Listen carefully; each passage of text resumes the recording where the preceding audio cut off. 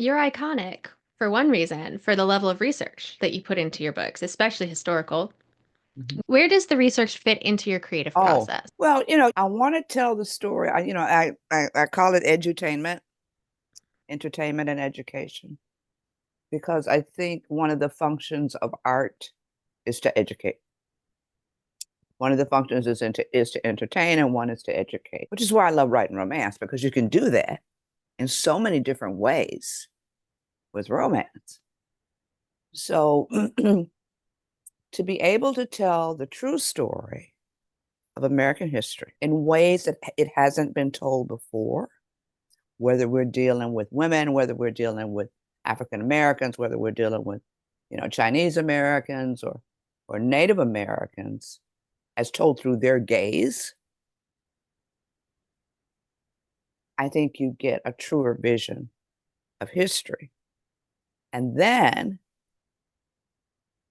make that the background for a great love story. And you have a perfect story, at least in my mind. And there's no And test on Friday, So absolutely. yeah, And so when you're thinking about like the next book that you're going to write, do you begin by doing, a month's worth of research and then coming up with the story? each book's different. I'm a pantser.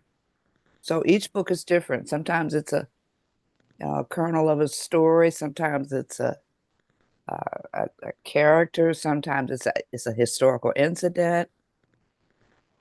I just sort of go with whatever the muse gives me and then try and figure out what the muse wants me to say.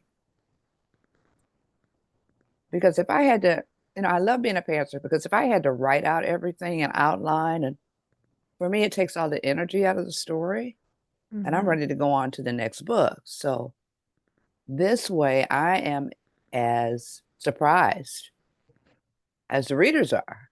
Oh, this is Yeah, what we're going to do. Okay, okay. Hold on, let me catch up. So, but yeah, I like being a pantser. I like being a pantser because, like I said, it's more fun for me this way. Yeah. So, absolutely. And sometimes that gut reaction that you get tells you whether this is a good idea or oh, this yeah, is boring. Need something more exciting. yeah. Because if your eyes are going to glaze over, then the reader's eyes are going to glaze over. And if you're going to cry, then the readers are going to cry. And if you're going to laugh, more than likely they're going to laugh too. So I try and I write for me basically, and then see what happens when the if the readers get the same kind of a reaction when the book comes to them.